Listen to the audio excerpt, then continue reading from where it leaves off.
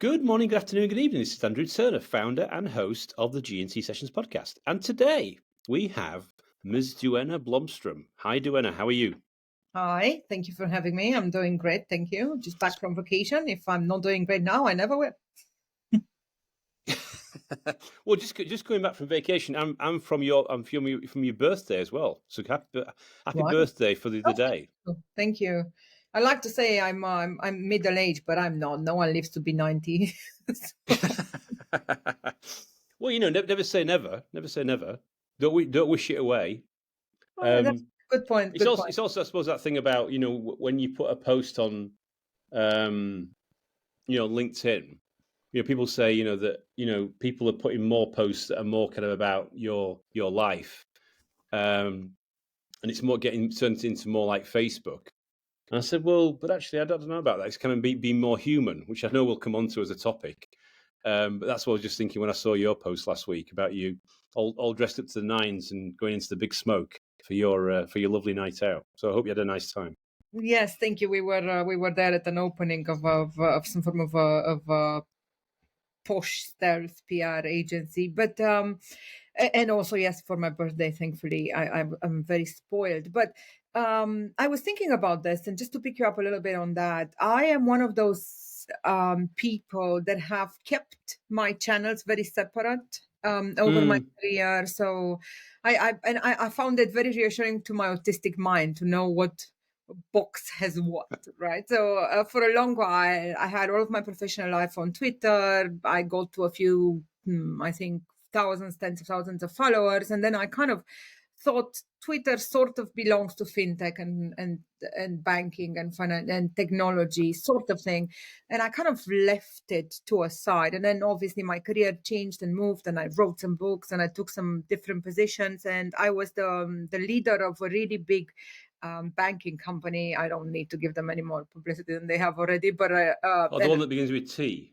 The one that begins with T and should end at the T, to be fair. But you don't want to start me on that. I never really started on that topic yet, although I think that would be fair. And you know what? I think maybe everyone should start on all the topics. I think maybe we're not doing anyone a favor by being extra careful for tens of years about things that have happened and are human death in some places. But with that bracket out of the way, so while I was working for them, I just thought, you know what, I will probably need to kind of understand if there are other industries. And that's when I started looking at LinkedIn, and I was writing for Forbes at the time.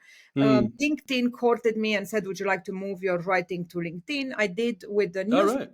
And that's why I started spending more time on LinkedIn, with my newsletters now being instead of Forbes where I was writing. And I saw it as a place where very clearly you could have a much more structured professional debate. So I was really excited for a while. It looked like, great, now we get to chat, we get to talk ideas at long last, because whereas you can't fit it on Twitter, and let's face it, on anywhere else is silly, right?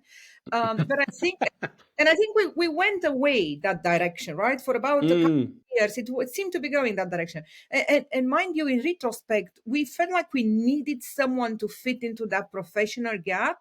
But did we really? I think it was a time in our journey as professionals of a certain age. And when we realized that we need to have a digital presence, that digital persona, and who am I as an individual digitally, personally, and who am I as an individual digitally as a work persona, those realizations have come to us that are of a certain age later. Let's not forget, we straddled these analog digital worlds in a way that our kids will never.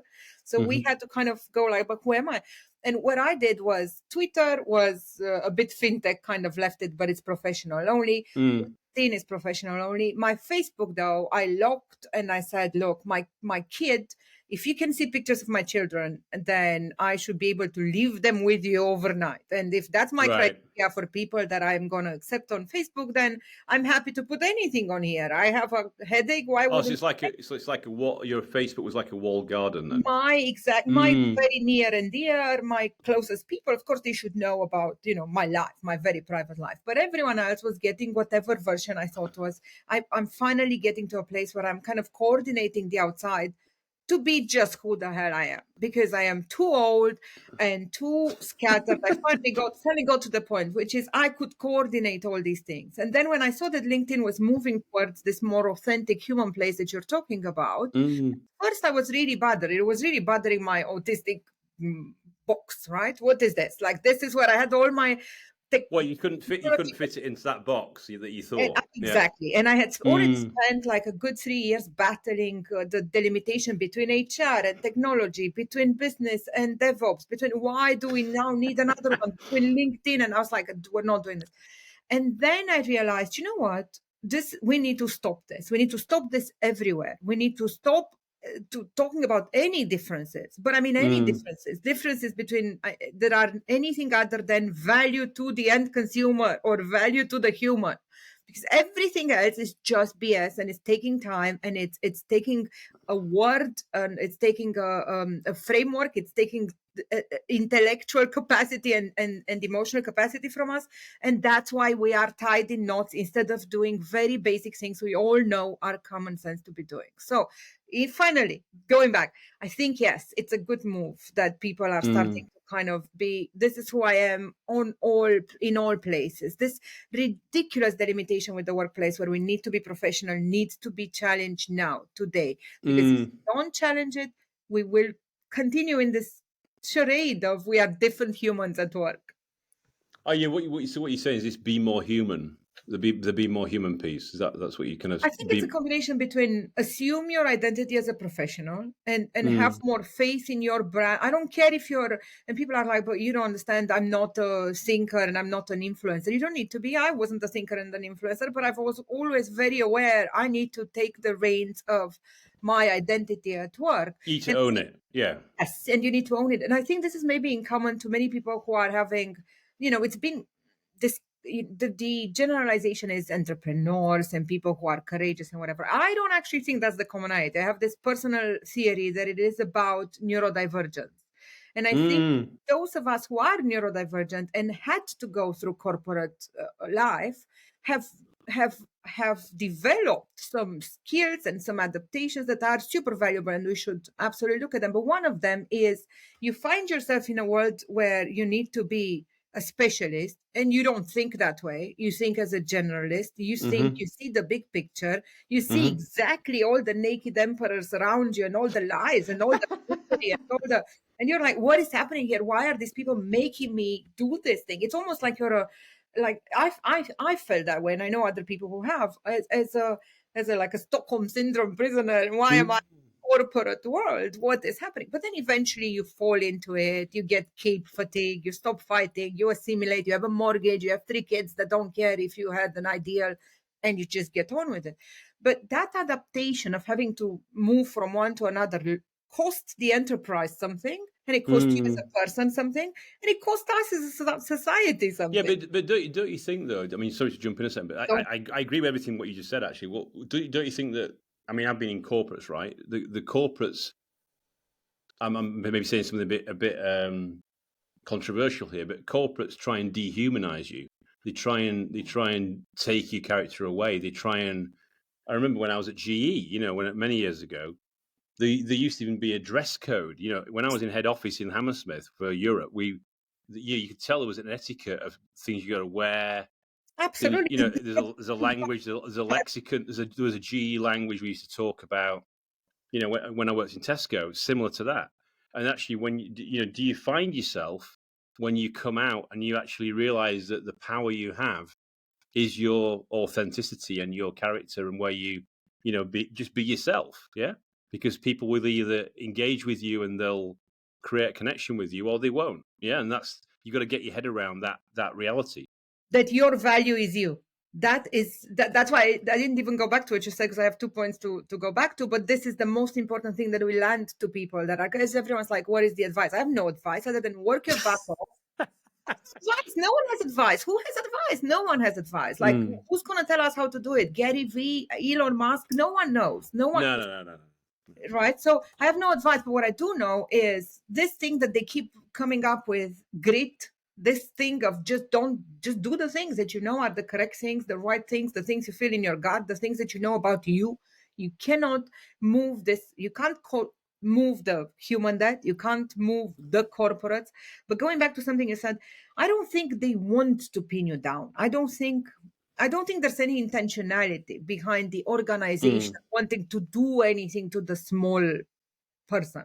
It's to a degree why I get into these anytime I get on an American show or podcast, people are like, this is because corporate America doesn't care. And it's very difficult because my immediate reaction is to say, but who is corporate America? This is a ridiculous conversation. To me, what does that mean? What does that actually mean? It doesn't mean anything, does it? The organization, I keep saying, is as real as Santa Claus. Who is the organization? How do we call them on Monday to go like, hello, organization, this dude wants to off himself on the way to work. What have we done to this dude? No one did. No one woke up on a Monday and said, I've got it. I'm going to make John and the other two guys in that other division cry every Sunday night in the bathroom. I'll do that personally because they can't do anything that they intend to. So what has happened is all these unintended consequences of maybe good intentions, maybe bad management, maybe fear, which is probably what you can go back and trace back all of these things to fear. Someone didn't have the balls for it somewhere. But you can trace them all back. But whatever it is that made them, what you're left with now, everywhere, unfortunately, and I mean probably everywhere to the after self-employed level, is what I call the human debt, meaning all of these things that are now meshed, they are the thing. We don't know where to start, where to finish. Everyone has good intentions, but it looks too much. And McKinsey gave them 50 pages with 50 frameworks. And first we'll scale agile and then we'll figure it out. It's hard, right? Being an exec in this day and age, being a leader in this day and age, even if you have your best intentions to do something, you bought all of these, people came to you, they showed you all of these decks, the good decks, the 3-point decks that say... Well, the best practice. But the good ones. So let's say, don't be ridiculous. Look at what Google does. Look at what Microsoft does. Let these people work from anywhere. Let them be themselves. Make them happy, and they'll give you good work. It's common sense, right? No exec out there never heard of this. Oh my God, I didn't know about that. That's news to me. And you can't... I mean, is it news to anyone? And you can't really tell me that they don't know, does this engagement cost money? Are you sure? But I will agree that they have some form of intellectual dissonance that they use so that they can get up in the morning that leads them to believe that maybe these numbers are inflated. Maybe we're exaggerating just a tiny bit because they know this fluffy stuff that scares them terribly is coming and is big, but maybe it can wait until I can get these people through college and I don't have to worry myself with it. So what you mean? I mean, it's my observation is there is if you go back to fear, and you go back to if you look at the different generations, there's obviously a seismic shift in the attitude to work. Yeah. So, what worked for the boomers, doesn't work for the Gen X, Gen Z. And, my observation with people working with younger people is that you've got to work out how to embrace them because they just disengage. They'll just leave. They'll just resign and leave. And I think what my observation is some leaders, and I'm not trying to be ageist or anything like that, are not sensitive to that enough. And they're just they think the old ways of leadership can actually sustain, and they're not sustainable. No. You got to rethink that experience. They keep hoping command and control is coming back, or these people are going to fall in line eventually. It's all going to get back to where we were. But they know they're lying to themselves. I don't know anyone who genuinely believes that, right? I mean, you have people, and I get it. I don't even blame anyone who just wants to retire because I feel that way 10 times a week, right? I just want to leave it. I just want someone else, please, to just wake up and take some of this thing because it feels like a good 20 years of saying the same thing over and over and over. And then it's so much common sense that people are willing to ignore it. It really does my head in. It's a lot of emotional burnout to have to say. But with that said, these people, the people that I see have given up in these executive meetings are the same people that had amazing passion, great brains. I am a big believer that we cannot afford, by we, I mean all of us in the workforce, in the knowledge industry, we cannot afford to wait the generation out. We have to bring people along. And I put it to all of us, it's an easy thing to do. We brought them so much along to Facebook that now the younger people had to leave us there. We colonized it and they left us. We brought them so much. Right? We brought them so much to TikTok that one of these days you're not going to find anyone young over there. So they keep hopping and migrating to other new platforms. It's cooler, and we keep following. Yeah. We want to just bring us over. I don't actually think that all of these people that go, I don't agree that you are a mother of trans kid or that you're a mother of by kids in my bones are people you cannot move in the workplace. I don't think that these are people who go, I don't agree with you being a stay-at-home dad, are people who we need to wait to die. I think these are people who need to sit down and go, are you genuinely serious about this? And aren't you just a little bit of an a-hole with all of these demands? Because these things that you say, it's the truth, right? Because I think we should appeal to execs and say, all these things that you think in theory are bad for productivity and work, you have it in your bones because they told you in business school. But what you're saying is it's like these biases, these biases coming out. Is that what you're saying? No, but these deep-rooted views on the world which need to be recalibrated. Unupdated from the 90s or the 2000s that have completely changed in the workplace. No one wants to admit, I don't know how to be a leader of this time. I know how to give you a carrot, and I know how to call you for a performance review, and I know how in between to smile, and then maybe you'll get away. It's all fear motivated, to get back to what you said. Yes. And there's a concept I found in the latest years, and I've pushed really hard once I found it, because there are a number of super clear concepts out there that I feel have the key to dissipate human debt. If only these execs would have the balls to go, let me have another go at it. I'm dead serious. If they just went, let me at it. This is my last one. I'll clean this human debt in this enterprise, and then I'll go, because I cannot leave it like this. In all consciousness, if I leave it like it is, forget what else I'm making. These people won't be around in 10 years. And they know that's the truth. So just a quick question, because I know we jumped right into it very quickly. I suppose a couple of questions would be, firstly, could you just do a bit of a quick intro about Duena, the person? Oh, God. And then also... Just a minute, just to introduce yourself, and then also, can you give us, the audience, a definition of what you see as what you call human debt? I think that would be a good level set. Yeah, we should have done that maybe more at the beginning, but the people that are listening to you are non-sequential thinkers, so they will be perfectly fine with us jumping around. So yes, let me try and be more specific about who I am, and I really should nail this, but I hate intros. I never got it right and precise. I also hate repeating myself, which bodes very badly for someone who is in the public eye. But I will say that I am a tech CEO, so I make technology. I love making technology. I believe in technology, but I'm also trained in people matters. So anything from organizational psychology to psychology itself to the psychology of teams. And I have went through my professional life through probably most industries and positions you can imagine, because I have a neurodivergent mind that has compelled me to hyper interest on various things, finish them and move on. Right. So hence why I've spent part of my career in technology and then in fintech. And then I suppose I moved to agile and product and technology and HR. I don't know where I live, but I know that there shouldn't be many industries. So I've written a bunch of books about, while we sit here having communities and industries and fractions and everyone's fighting over scraps, we are not fixing the big problems that we have, which is the world of work is no longer fit for what we're making today. What we're making today is rapid technology that consumers love.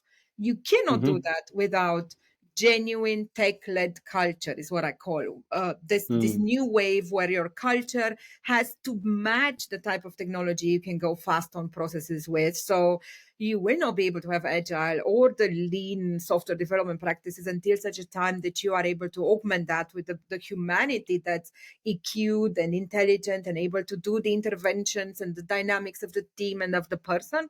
So until you do this human work, you won't be able to do technology. That's what I call tech-led culture. So where I am right in the middle of all of this. I've always led a tech company at the same time. I never just talked about it. I always went like, and here is a thing. Please don't make me tell you this again. Here's a thing to do it with. And I speak I like professionally, and I said this to everyone, just let me be the a-hole. Let me come in and tell your execs what the deal is, because you don't want to be the person that tells them the bad news that they leave no legacy at this rate, that this human that cannot wait.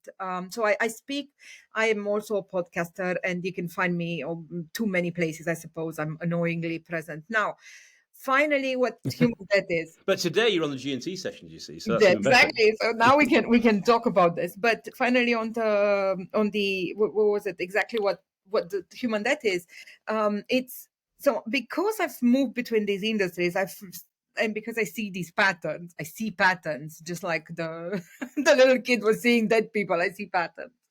It became very clear to me that in the same way, so I've never written a line of code, but I like to say I have the soul of a software architect. So I could very easily, and I have done over. So you're very wholesome. The soul of a software architect. You're very wholesome. I don't. Welcoming. That's the case. Okay, I take that back in some ways, because the conversation on testing these days, what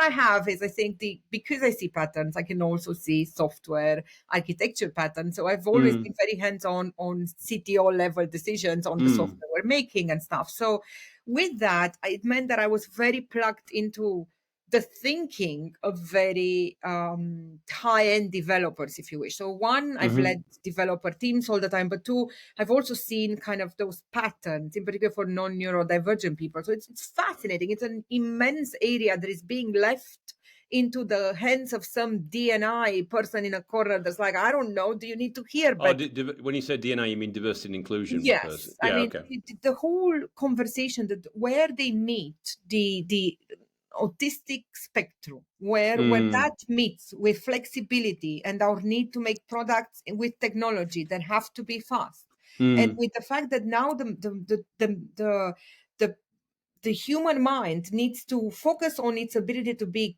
quickly moving between patterns and its ability to make those unexpected connections that are our creativity and our flexibility, which is incidentally what we need for all this agile and crap to work.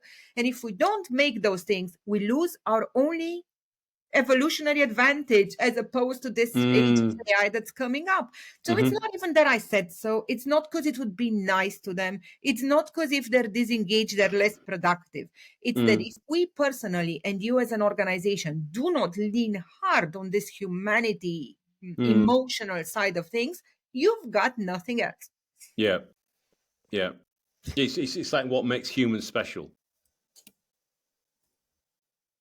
Yeah. What is our USP if it's not emotions? And who wants to get us some USP instead of let's pretend nothing changed? So is it? So when you say emotions, are you then going down the Daniel Goleman route of emotional intelligence? Is that what you're thinking about, or is it something else?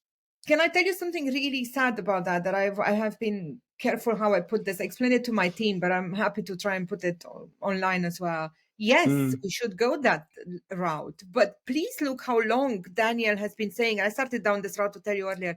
There are several concepts in the world there are not many, there may be 10, that are such clear value that they are them. They are all you need, like I said, to dissipate this human debt. To my mind, they are. One of them is Google's Aristotle findings. That is all you need to create a high performance team culture if you need one. All you need is those 5 things that Google found. For anyone listening to this that doesn't know, go look up the study. It's probably the biggest study of its kind. 50,000 respondents, Wow. hundreds, thousands of teams. They went through a gazillion variables to see what makes perfect teams. What are the characteristics and what drives it? Right. Yeah. What makes us kick ass? And they tried everything. Is it that we eat this? Is it that we pay you this? Is it that you nap? You name it. And what they came up with consistently over and over again, and they didn't even know where it was. They had to go look it up. Is this concept by Professor Dr. Amy Edmondson that says you cannot have teams that are having high performance unless you have teams that have this concept of psychological safety, which is often, unfortunately, equated to trust. It's a much more complex team dynamic than just trust. It includes some emotional involvement, in my view. It includes the ability to learn together, in my view. It includes the organizational pressure, in my view. But once you put all of those together, what you get is this magical, absolute magical juice that makes teams be top performing or no one. And that juice has nothing to do with the whole composition of the team, which unfortunately renders the whole industry of recruiting and talent matching absolutely shammy. And what you're left with, the people you have with the competency they have, can you now make sure that they're good? Can you make sure they're at their best? Can you make sure that they are seen, that they are validated, that they're growing together, that they like what's happening in their lives? Because then you'll have performance. So that's, to me, is one core concept. You have one team, you want that team to be performant, go click on that first. That's your first lever. And then you have to have dependability, which you get if you do actual agile. I don't see why you wouldn't. If you don't, you should check yourself. You then have to have structure and clarity, which you should have in any enterprise if you had any common sense. Otherwise, how are you ever making any money if you haven't been able to master? And believe it or not, this is probably the biggest culprit with the Santa organizational issue is structure and clarity. That is non-existent everywhere, partly because of fear, funnily enough. And then lastly, you should have purpose and impact. And you should be able to kind of, as a human and as a team, know at all times what impact am I making with my work and why am I doing it? Yeah, make it people realize, aligned on, make it worthwhile. They realize that what they're working on is worthwhile and has impact and is worth following. And okay. And unfortunately, some of these things can devolve into the thing you are accusing earlier. So from the space of goodwill, someone will then write down what our values are that we believe in, and they will include you wearing the color pink. This is the problem. There is no way to equalize I lie. That's a bad word. There is no way to write humanity out of the workplace. But there are plenty of smart ways to incorporate it so that we make a buck, we make happier humans, and we have any future in the technology world. Otherwise, we can go to sleep because machines are dealing with everything else. And it's interesting. I mean, is the throwback that it's obviously very overused quote, but the Mark Andreessen piece about software's eating the world, AI's eating software. I mean, what you're saying is this whole dimension's becoming even more important because it's like a tsunami that's hitting us with the maturity of all this AI stuff. So actually, the whole thing about what I've seen over the last 12 months is more fear, more uncertainty, more doubt around what are the roles of the future, and people thinking they're going to get into a difficult place because they're fearful for what should they do as a career, what should they do as a role. They believe they've been doing it for years, and now it's being potentially commoditized. So this topic becomes even more amplified as kind of top of mind. Undoubtedly, and I think you're very rightly remarking on the time frame. I don't think there's enough fear. I think, if I'm honest, there should be more fear. There should be enough fear that every educational minister in the world will be sitting down and not sleeping so that we work some of these things into our kids. Some of these things. No, I mean, obviously my kids, as we talked about before the episode, my kids have just exited their education layer. Maybe they're going to go to the next chapter, but Question mark. But then obviously, but your kids are still in that process, aren't they? So it's even more, as a parent, it's even more kind of amplified for you about, because I just look at some of the stuff that my sons have done, and it hasn't moved forward in the last, since I was at school. I mean, a few decades ago. So it's like it's from that point of view, it's massively off the pace. Absolutely out of date, if it's at a minimum, if we're going to be kind. But I also think it's debilitating. It's a handicap maker, and it's worse because there's now you're going to have regional and even country, for honest, differences, right? You're going to start the differences in 10-15 years. You're going to go, but what just happened here? How did you have this country kind of, why I don't even see that GDPR kind of that whole pot of money. I don't see where it came from. And I think you can trace it back to people like the Australians that are now making emotional intelligence mandatory for kids in school. I think you can trace it back to people like maybe some of the Canadians that are spending time listening to Amy Edmondson, that if you have fear in this team, you're going to have Boeing falling on its nose.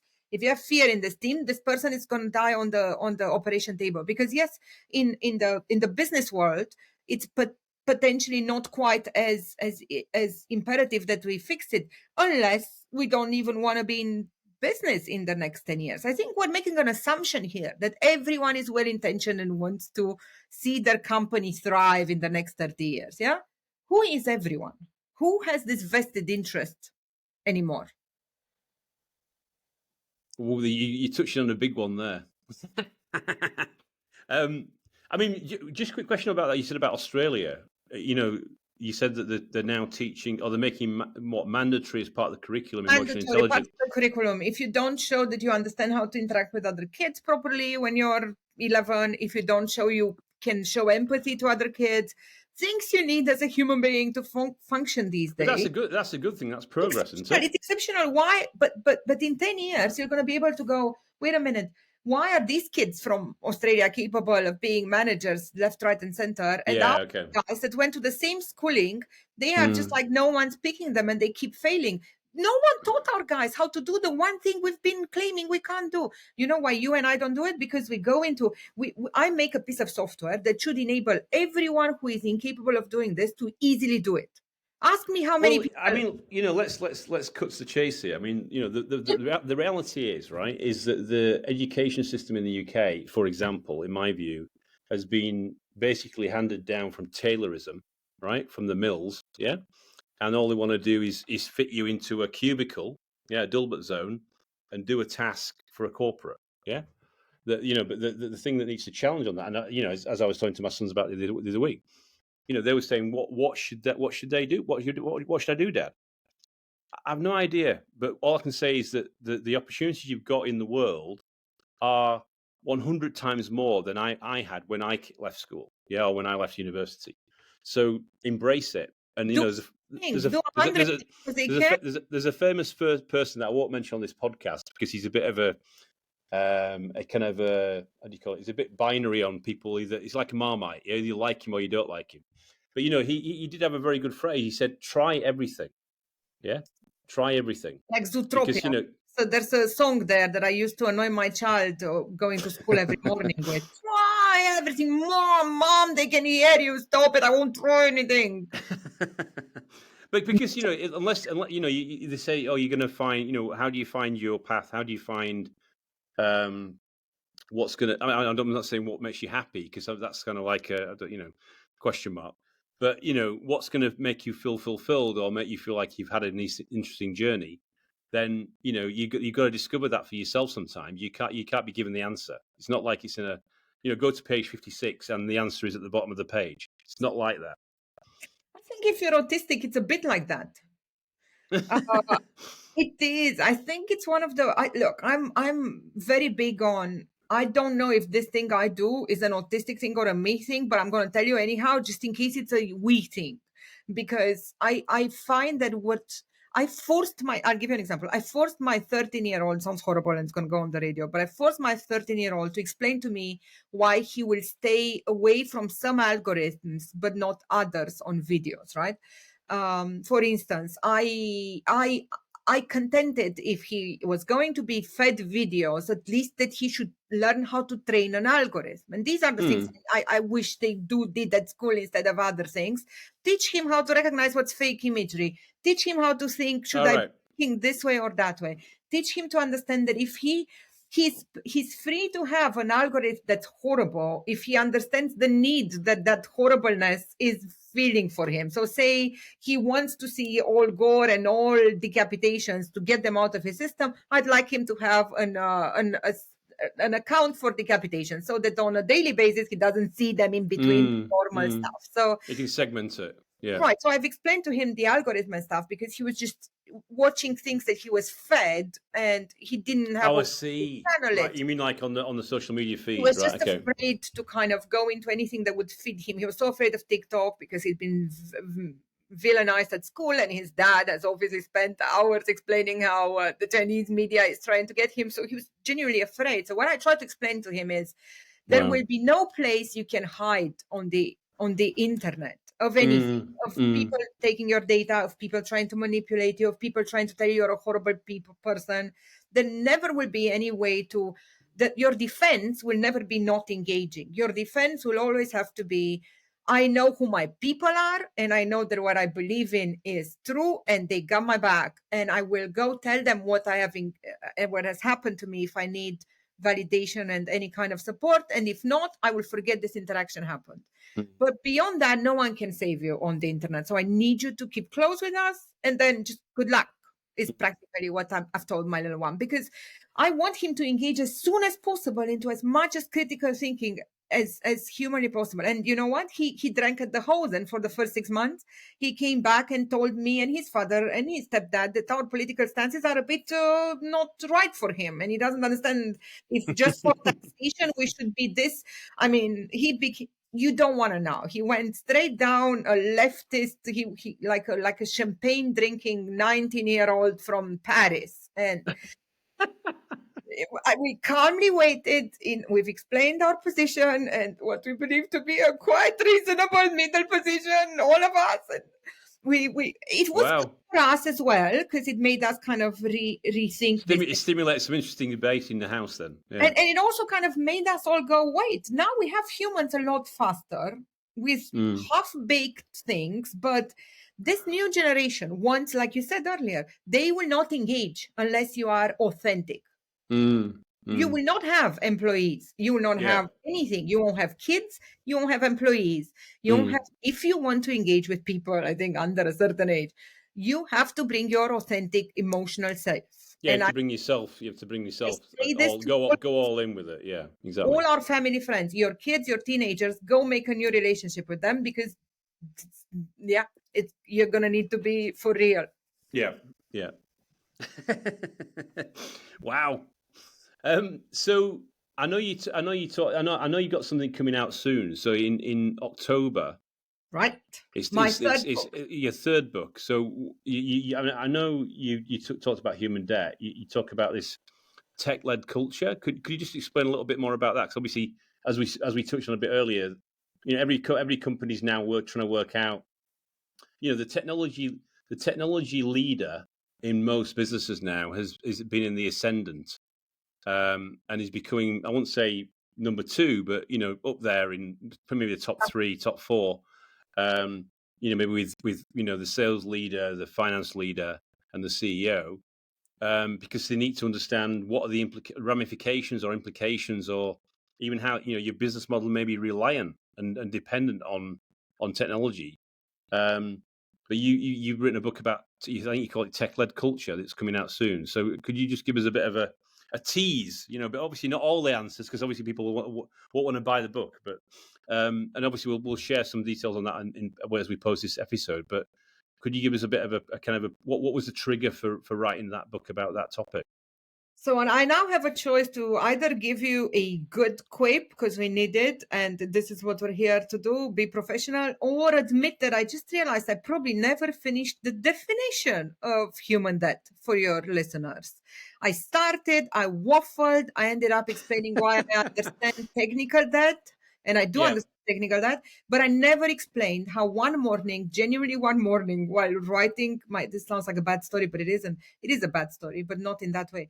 As I woke up to write, I always wake up at 5:30 to write before everyone else wakes up, before my day ended up fucking up.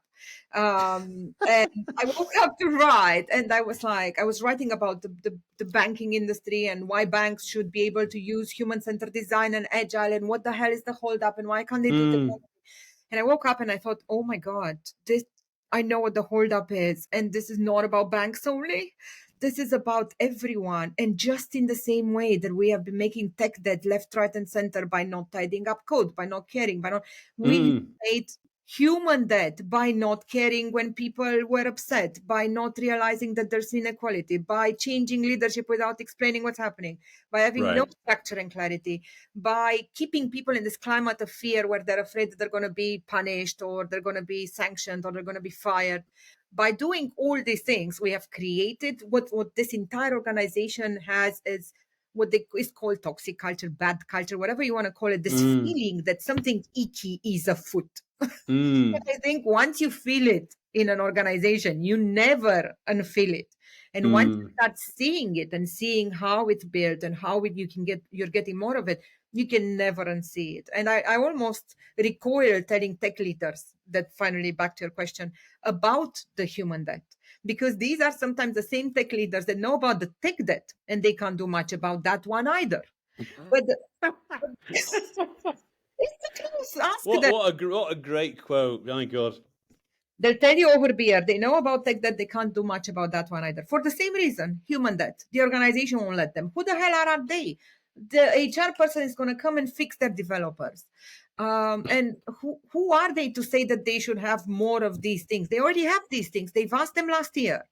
So for many so just a quick question, just to jump in a second. But do you feel or do you observe then that there's a gap in need to help the tech leaders become more emotionally intelligent or more empathetic or more grateful or more skilled in dealing with the special, if you think about someone who's a developer or a technical person is usually pretty creative. Yeah, that's so they're not like they may have come down as different backgrounds end up doing that type of role.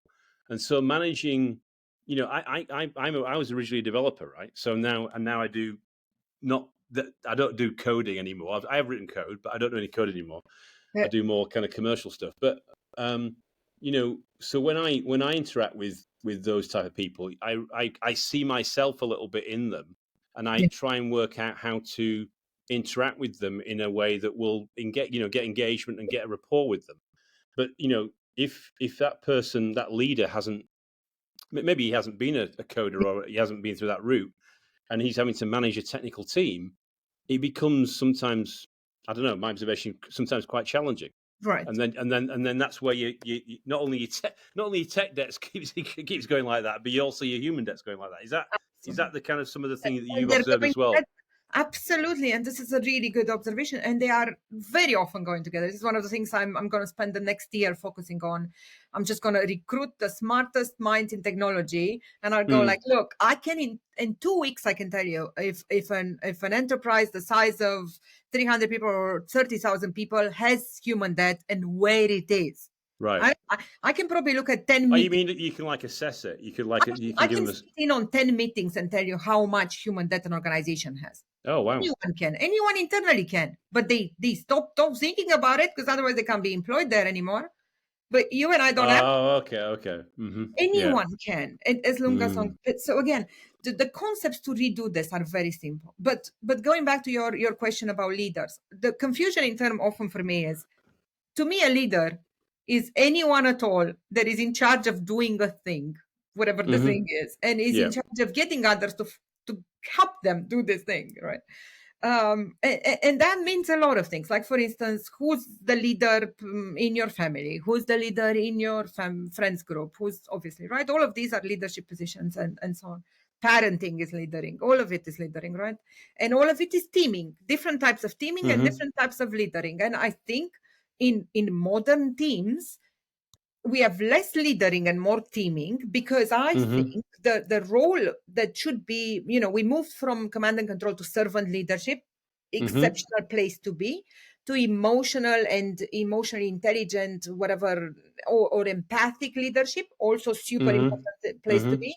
But I think the next step, and the more real step, if we're going to be honest, is this adaptive leadership place where you can't, you have to feel this person. And oftentimes our reports don't always need us to buy them beers and tell them how awesome they are. And people often need structure, often need you to be clear and maybe seem firm and seem like a nurturing parent that's clarifying things. Sometimes they might not like it, but they need you to do that for them. That's adaptive leadership.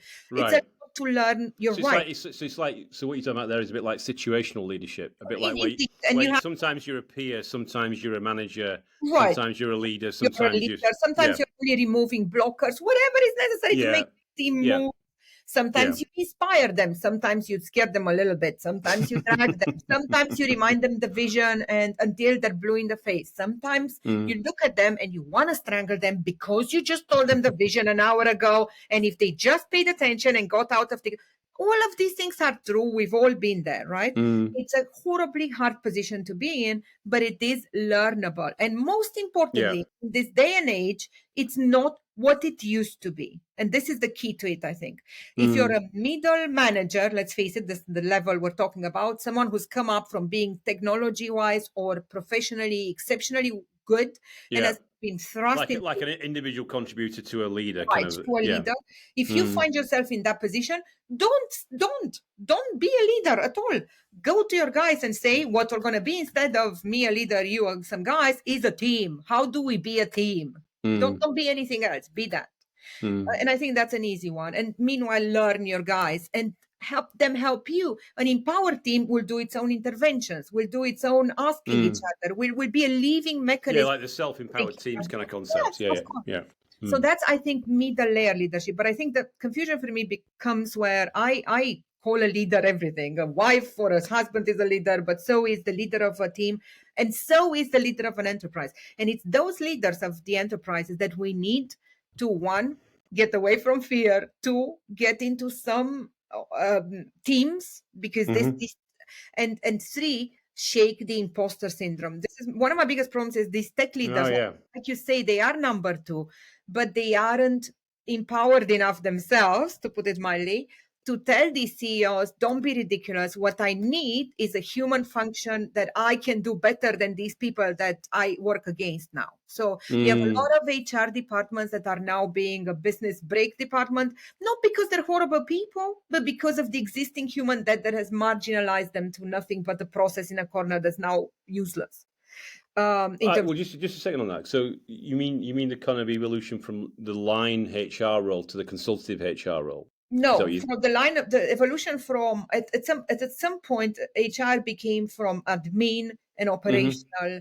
It had a brief moment in the spotlight where it was called upon to have an opinion, to be a bit of, and I had hope for it that it would become what I always thought it should be, like a counselor Troy, that should be your first. If you're a leader of anything and you don't have a first that reads other people. No, but that's what I would define as consultative HR, because the line manager's got the ultimate A. But then you're using in the racy thing, you're consulting with that expert. That never really happened to me. If you found, it never genuinely happened. There was a move towards it. There was discussion towards agile HR. There was discussion towards, we're going to care what you have to say.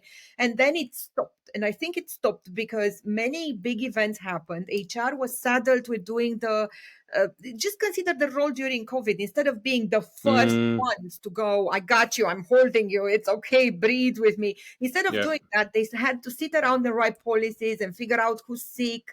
It's just been an insane moment. So they got hit with a tidal wave of overhead and admin. And they lost the moment to establish themselves as, how do we work remotely?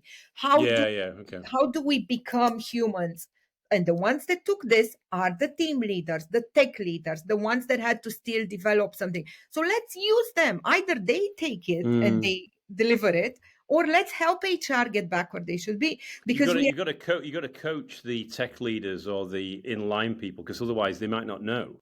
Yeah. You have to do it all at every level. And it's not difficult. It's not a major transformation. It's just a series of smart decisions. But what do they all take? They take your top going, yeah, we do have some human debt. And just tell me how many of those do that. So I mean, on that point, if you've been going, or you are going to go into other organisations in the future, I don't know. You might not be able to answer this question, but I'll ask it anyway. When we were younger, we had this kind of pop star, like a favorite pop star. You probably have a different pop star than I would, but I had rock bands on my wall or whatever, or So who in your journey so far, and you might not want to share this, but you might want to make it anonymous, but is there anybody that gets this yet?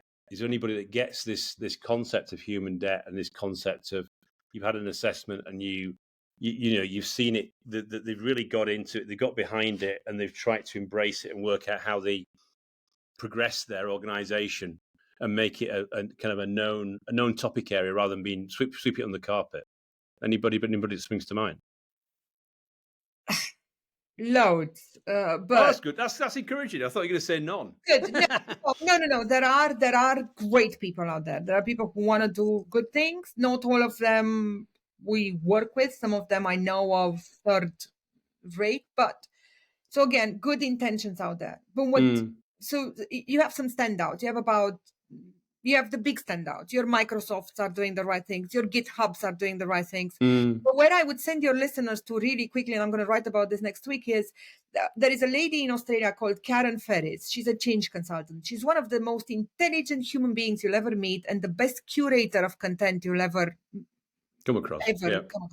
And she not only like ingests these mountains of information, but then she curates them. And she's just written an article a couple of weeks ago that if it were anyone else, or she were any better at marketing, or our world was still based on values, there would be a red carpet rolled out and Forbes magazine would put her on the cover, right? But as it is, it has maybe 1,000 views, and I've tried to push it. It got maybe another 5 from all of my 250,000 followers. It's just insane. Wow.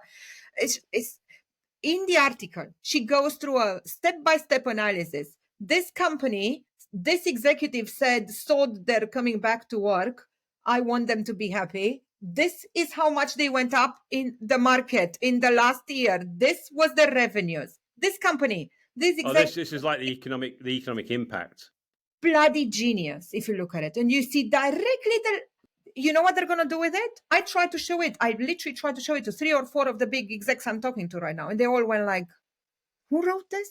But what seems to be the problem? You don't like the color of what seems to be the problem? What are you disputing of this data? They're challenging the source, basically. The source, the type of material, the where I found it, the cut. Someone told me that that's not a professional.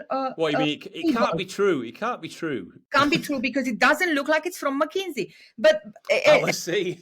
It got me into this state where, and I don't know if they're a sponsor or stuff. You got to cut me out if they are. But it got me into the state of, are we being serious here? Because this is this lady that has given you an entire set of data, and you have the same week, you have this data on, have you seen that one, that report on productivity that literally says, in our measurements, we found that some developers are sometimes not 100% productive. They sometimes involve themselves. No, they sometimes spend time on other activities, such as design-centric activities or learning activities that have nothing to do with the task at hand. And you sit there and you go like, did no grown-up in McKinsey reread this before it went out? And you and I know it's BS, and another 300 of us went online and said, well, goodbye, McKinsey. I never have to buy from you again because I can show my boss this. But the rest of them, What you mean? They don't really, so it highlights they don't really understand the task at hand. They don't even get what about, yes. So then I buy that because I don't know better. I'm a new CTO. I used to be really good at doing this other thing. And whatever, I'm a new CTO. They said this is how it works. I don't want you spending. Oh, you mean like the gospel according to McKinsey kind of thing? That's what. To stop people creating. It's going to stop people involving themselves in other. It's an insane conversation to attempt to nickel and dime people on their creativity and their interactions. and it's never going to end up well for anyone. But if that's what makes but to your point, then that it's even more important for you to amplify that type of discussion and narrative, because otherwise it gets lost. Exactly my problem. This is exactly what I'm saying. I'm terrified that a few of us get it, yes. And like I say, it's good that we have this core of, okay, I'll give you an example. I have subscribers to my newsletters, right? There are two different newsletters in my insanity. One is called because I arrived and they were different fragments. And when I tried to put something out that sounded like, what the hell is wrong with developers? Why don't they test? The entire HR community was disappearing in drones from my subscription. So I was like, fine, okay, but sorry about that. We can't unify it like that. So there's one that's called Chasing Psychological Safety for anyone, really, but it's mostly HR and business. And there's one called The Future is Agile, which is for the technologists of us. And right. It's almost the same topic, but in two different. Why? Have you got one on LinkedIn and one on Substack or something? No, both of them are on LinkedIn. I don't make a dime on any of this. I just offer my stupidity to the world for free. I'm just going to tell you something, actually, because I've been involved in testing. I run a software testing community in London, and we've got about 3,000 people in it, and it's been running for quite a few years. One of my co-organisers, he works for Apple now, and we were actually I had this zany idea about. You remember the book? Is it Women Are From Venus and Men Are From Mars? Yeah. I was actually going to write a book. Developers are from Venus and testers are from Mars, or something like that. Yeah. I like it. And then the other idea, working title was developers are rock stars, but testers are too. So that was it. That was because my view is knowing developers and testers is that sometimes there is, by certain people, there's a perceived differential between those, but they are equally important to ship software. Can I ask you a potentially dogmatic question? Mm-hmm. Do we need to have both, or can we have just the one kind? Yeah, I mean, you could say that rolls up to engineer, doesn't it? You got a software engineer. Yeah. TTDing when you need to on. No. I suppose it's this thing about I used to be a operations guy, and now I'm a DevOps guy. There's always kind of I used to be Prince, but now I'm a symbol. Yeah, it's like all that kind of thing. Yeah, so it's a rebrand, is what you're saying. But is it really? Because I mean, if we're going to get into the meat of it, I often have in our household, a Saturday night, which is why we're doing this podcast, might as well put it on radio because this is all we talk about anyways, is most times going to be about why can't we give developers the ontological needs of ethically creating clean code. A lot of that conversation around our dinner table, so no wonder our kids don't like us. So that's what's on our other podcast, wow. People and Tech. Yeah. Wow. That what you talk about that around the dinner table at home? Yeah, we talk about that a lot. Wow. It's pretty sick. My poor new husband has gone through a very intensive 3 years of, I understand you're a developer and I understand you're a CTO and the VP of engineering, but feelings are important. This is how we're going to do it. So your husband's in the tech industry as well, is he? Yeah, so my child's father, my ex-husband, is the CTO of People Not Tech, and my new husband, my co-host of People and Tech is Dave Valentine. He's a VP of engineering, and yeah, both of them are techies. So a lot of our conversations are about that. There's some really interesting analogies you could do about applying subroutines to. An API calls to home life. Wow, interesting one. I'll let the Mister know, but I won't. I won't get into it. So one of the things we talk about in the G&T sessions, we talk about peaks and valleys. As people's journey, and everybody wants to usually they want to share some peaks, yeah, and that's obviously not unreasonable. But also, some people want to share valleys. Any valleys that you would want to share with the audience today? And I know it's been a interactive and highly entertaining time already. But any things that spring to mind that you want to share that people can learn from, I suppose, or what you learn from? Oh, that'd be. I don't know if they can learn anything from it, but I've had so many valleys. I like valleys because for various reasons. Obviously, the whole you learn and you grow and stuff. I just always thought it gives you an opportunity to kind of change the script a bit, reinvent yourself, get a bit of a kick up the behind, do a bit of a sprint kickoff and so on.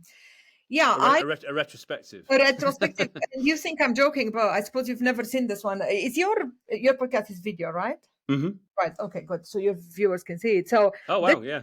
This is how insane we are. So this is my to-do column, my whip, and my done column. And my whip, this is why it's here, so that I always remember to keep it as short as possible. And in fact, as my tattoo artist... That's a tattoo that's permanent on your arm. Oh, yeah, it's a tattoo that's permanent on my arm. Oh, wow. No, it wasn't. It wasn't one of the ones you rub off or anything like that. No, doesn't rub anywhere. No, we've had it for the last years. I think I wrote an article. So you've got your own Kanban board on your arm, basically. I do, and it reminds me there's a lot to do, but I've done a lot, and I need to keep my whip small. So I even breathe agile. I'm not joking. You've got it. You're definitely gone all in. Yeah. Yeah, I am all in. Yes. And so are we at this household. We try to keep each other very honest. We use our own products. We talk about all the things we ask developers to talk about. And whenever I use my developer teams as a bit of they know that as a bit of a guinea pig situation. All of the plays we put out in our product, we try them with our guys first. We try them in our management team. Oh wow. We have to. I mean, why not? And you know what? If we miss it for a week, we don't do the human work in our team for a week. We can feel it at you our... You can feel it. Much as I wrote it, I will still feel it. So it comes back to haunt you, kind of thing. Yeah. Yes. So yeah, no, thanks for sharing that. I mean, I think one of the other things that we like to talk about is about, I suppose, what you're most grateful for. Oh God, tough one always. Because I have I have something that I think is an adaptive advantage for being neurodiverse, and I've been very modest about most of these things in my lifetime because it just sounds like boasting. But I've noticed lately that it's probably not useful to anyone to keep having that attitude. So one of the things I've noticed I do is whenever I go very serious about my gratitude practice, it not only came easily to me, but some of the things that they are hoping you can get to were quite natural to me already. So I've discovered, looking back and understanding, because when you get diagnosed late, and I didn't even realize I was necessarily on the spectrum, and I've had to fight for the diagnosis because what do you need it? You've made it and you're fine. What do you want? Another parking spot sort of conversations. But to my mind, I wanted to be able to speak about these things from my perspective and not my kids' perspective. So I didn't want to talk about them from them, but from my life. And and now I'm really grateful I got it, because I realized I sat on it for years. I was ashamed myself of being a leader who has AU, ADHD and stuff. So, which I think is stupid now that I look back, because a lot of the reasons I did anything of value in life is because I was neurodivergent. And one of these things is the hyper interest. That's why I kind of finished various industries and moved away from them. But also is this absolute fight for what's right. And what's right is get people to be happier so they do better at work. It's common sense. So I can't ever walk away from it because it's not fixed. And this sense of justice as an autistic will make me push through it. But also to come back to your question, there are just many small adaptations. This gratitude one is a big adaptation, I think, and I wish it on anyone. So I've had a quite traumatic childhood and stuff. And I've realized that the way I've gotten through things is even in the middle of the least comfortable, most painful images you can think of, I would have always inbuilt myself something of minute value, or I will be able to take into account when I've had a dopamine hit, like maybe I am by my mother's dying hospital bed, but at least the child has gotten taller. So it's always been my silver lining making machine has always worked in high drive so that we can kind of put you put things in context. Yeah. I bought all my marketing and my gratitude machine is in overdrive. But because of it meant that I could kind of keep pushing. And I see other people that struggle to be grateful for things that are very evidently amazing. And like we said before we were on record, I have had the beginning of my life in communism, so I'm still very grateful for colorful things or a multitude of dolls or any kind of other little thing that is not important to my British husband, but I lived without it as a child, so it's good to me. So I think I've managed to keep really tight with my gratitude. So all I can advise people is kill it on the gratitude habit. Make yourself get there. And be disciplined about it, I suppose.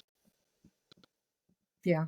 Be minute. I mean, to kick off a practice from zero, I say this to my teams. Do all the things that you think you can keep to, right? Just figure it out. I ask them regularly, what do you do for your breathing? What do you do for your mind? What do you do for your body? And what do you do about sleeping and eating? And this is not to judge you. I'm just curious. What do you do about those? Of course you do things about those things because you're a grown human who wants to take care of themselves. But what are they? So that we keep those are like foundational, you see, out there, I suppose. That's the how thing. else? How else would we move? And if we do all those personally, but we do nothing at the team level or at when we are at work, it's just an insane thing. It's as if half of our to do, which is the human work, we just don't do it when we're at work. But I think some people forget that for too long. It's like, how do you get back to basics, isn't it? It's how you make sure you don't miss those. Those are must-do essentials. Yeah. And this is one of the reasons I am so gun-ho in saying to people, if you want to go back, if I'm big on empowering this kind of mid-level, Cape fatigue at risk superhumans that are trying to battle the human death and to empower them. I mean, I've tried all kinds of things over the years. I give them free materials. I wrote all kinds of business cases like you wouldn't imagine. I've done more POCs for free that have informed the internal teams on how to get their promotions than I care to count.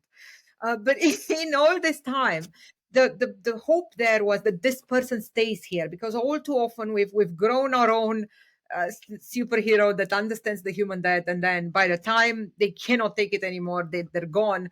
That we then don't have a lean into that organization. Those people are still left in there dreading it and no psychological safety and no nothing. So but I am really big at empowering these people as quick as possible to get them to a level where they realize that this will make their lives easier. It will make HR's lives. Yeah. It'll enable it. Yeah, exactly. People do their own human work. Get out of their way. Stop being in people's ways. But also, I mean, the point I think you raised though is that people sometimes aren't aware. Yeah. It takes people time, because also unless you've got maybe you've got a leader or a coach or something like that can guide you on some of those things. Sometimes it takes people a long time to find that out. So that becomes a bit of a gap. And here's a really crazy idea that I haven't yet, I've thought about it, I've mulled it over, I haven't yet thrown it anywhere else, but I want to write about it, is, how the higher we get, the more we can agree we need coaching. We need another human, right? To kind of bounce off ideas with intimately and grow with. Let me tell you what there's another level where we need another human, which, as we both know, is pair programming. And then there's another level where you need another human, which is body doubling if you're neurodivergent, meaning if you want to keep someone on task, you've got to be around them. And let me tell you, I think maybe this is how crazy my idea is. I think it's entirely plausible that we're going to need to have not one, but several humans for the one thing that needs to be done. And that might mean 2 humans you have as a leadery thing. That might mean 2 humans you have as a programmy testy thing.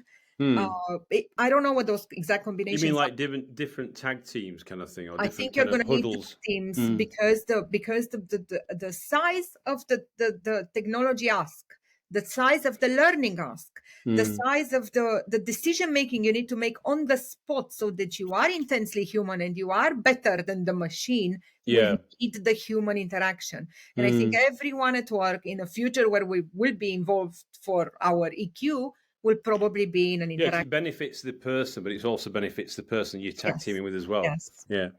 So the growth is inbuilt in that, and it's going to be necessary. I think we're looking at humongous changes. Our kids, they're going to work from everywhere. They won't understand how we spent 20 years discussing where from. Ridiculous. They're going to, genuinely. they're gonna work in an agile way because no one has 35 years to define the color of the application. That's insane. Who used to work in waterfall? They're just not gonna do it. They're gonna have to be empathic to the other dude, not because they like him very much, but because otherwise that dude is gonna piss off. So I think these kids are gonna get a very clear, like a wake-up call. Yeah. So I mean, that's a great segue to my next question, actually, and I suppose it's what you're most excited about. I'm most excited about seeing humans defreeze to their own emotions. I'm most excited about unlocking people at work that were thinking they are just a cog, that they are just a resource, that they have given up. I think we have an inflation of, I think if we were to be honest, how many people do we really need in the workforce that are doing a worthwhile job that's productive? I think I have to agree with Boris Johnson, and there's a lot of cheese being eaten, but not because people are being a-holes. A lot of cheese being eaten. Where did that come from? Is that what you said?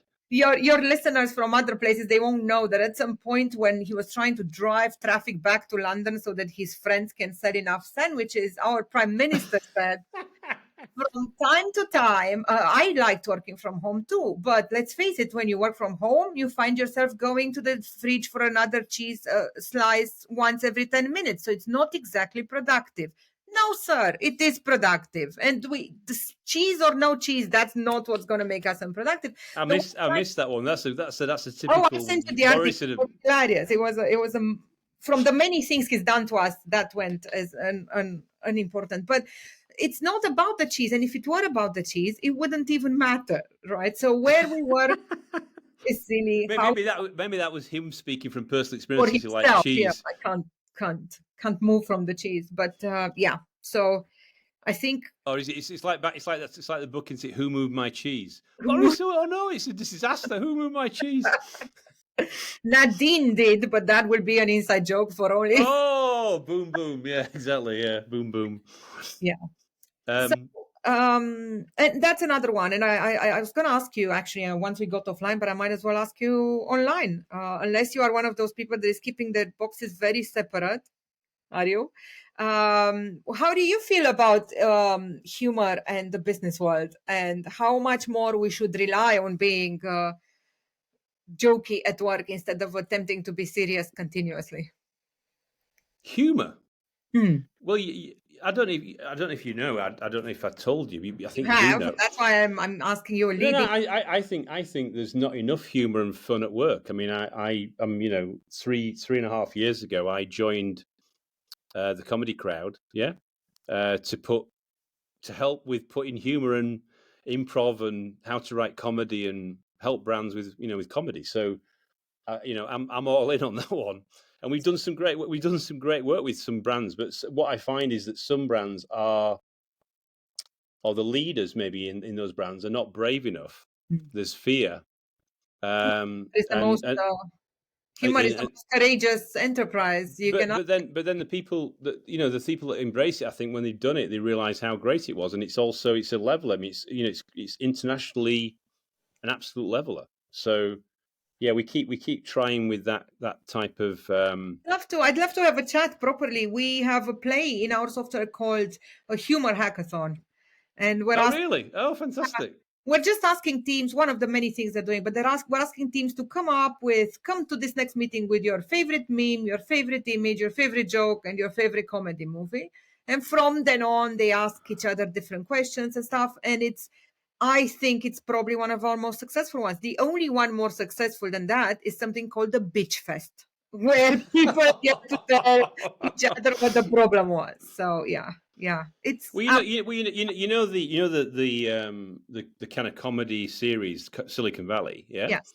My wish is to create a UK European version of that. Oh, we totally should. And you know what? We should have a proper chat, because I just said to the mister yesterday, I'd like to create sounds absolutely crazy, but a work TV. Yeah.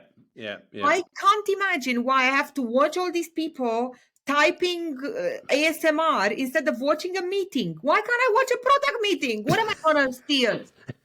I'm that serious. Why can I not watch some executives talk about these big things Why can't I watch that? Why don't I have, what are we hiding? Why can't we have transparency at my bloody organization?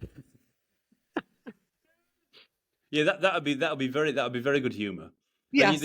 No, I mean, you've been in board meetings. I've been in board meetings. Actually, some of my most favorite recollections of board meetings in very big companies has been more comedy. Actually, when even the CEO, the chief marketing officer, just literally lets one rip on, as a joke, and the whole board just burst out laughing. Yes. And I've mentioned some of those brands a bit earlier, so it's been there's definitely some humor out there. Yeah. It's not what do you call it? It's not shared enough, you could say. It's not transparent enough. So yeah, I agree with you on that one. I think we have a big one there. I think it needs doing. So happy to discuss this properly. I'd love to help in any capacity. That's cool. So so what are the ways that we kind of usually wrap up these episodes? And will be the phrase we use is pearls of wisdom. So this kind of this little journey we've been on together in the last period of time, I suppose, massive amount of value and insight. So thank you very much, Duena, for doing that. But I suppose to try and summarize into a few takeaways, what would you want to share with people that are listening to this episode today? Summarizing intros and summarizing and keeping it short are exactly my forte. I don't know how you landed on them. I picked that vibe up straight away. Yeah. Well, if we have to summarize it, very summarize it, then we can bring it down all the way to let's just stop being dicks at work, right? But let's not summarize it quite that short, because it doesn't work, does it, when you summarize it too short? So let me mini summarize it and say you have tech debt and it's your business what you do with it. Maybe you'll get away from, I believe, some tech debt you can probably live with, you can probably bypass, you probably can survive, you can jump over. Mm-hmm. Can you jump over and survive and bypass human debt? Sometimes, if you start from zero, if you nuke it and start from blank slate and do a challenger brand or start a mobile wallet and just set fire to the rest of the bank. But we've seen some friends do those things. But should you be doing that? Maybe not. Maybe not burn the place down. Maybe instead of, just kill the spider, which is just look at what's happening, look at the size of the spider, sit everyone down, go like, the spider is still here. This is the things we're going to be doing. It's a simple thing to do once you get to it. There's human debt. Get to it by doing this tech-led culture audit, if you wish, intently. Look at it. What do you have? What's happening? What can you do? How do you get these shortcuts? Because everyone deserves to still be around in 20 years. And do you believe still, as an old adage, I suppose, that the hard stuff is still the soft stuff? I suppose it sounds like that's kind of been, I suppose it's kind of what we traversed today, isn't it? It's actually facing into the people dimension and actually getting your arms around it and actually really truly putting some effort into it. And it's not the hard stuff. It's the stuff we fear. It's the stuff we would like to believe would be complicated. It's the stuff we like to believe would be costly. It's the stuff we fear to believe will show our asses to the world. I don't know if I'm allowed to swear, but too late to ask now. That's the stuff that scares us. But if we get away from that stuff and we're not afraid and we're a whole human that's an authentic leader and admits that they know what the deal is, then we can all work together. And I think that enough grown humans with enough passion and love for what they do that will make this future for our kids start sooner. Well, wow. Thank you so much for coming on the show. Much appreciated. I know it took a bit of organizing, we got there, but thank you, Duena Blomstrom, founder and CEO of People Not Tech, and also multi-award-winning speaker and author.